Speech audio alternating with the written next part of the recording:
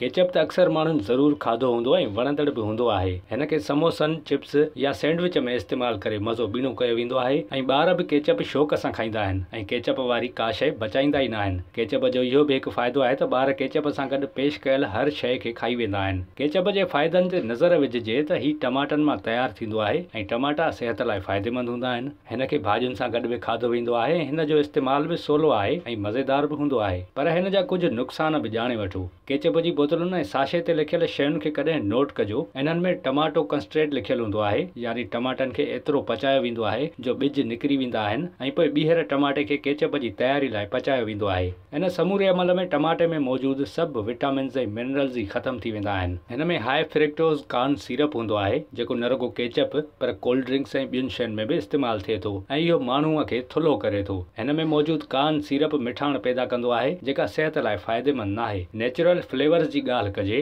त इहो त नाहे ॿुधायो वेंदो त इहे कहिड़ा नेचुरल फ्लेवर्स आहिनि, पर इहो ॼाणे वठो त नेचुरल फ्लेवर्स एलर्जी पैदा करे सघनि था। केचप में मुख़्तलिफ़ अमलनि दौरान मिठाण जो इस्तेमालु जाम थींदो आहे ऐं इहो ई सबबु आहे जो हिन खे घटि खाइणी भलो आहे। विज़िट कयो अवामी आवाज़ मीडिया ग्रुप जी वेबसाइट awamiawaz.pk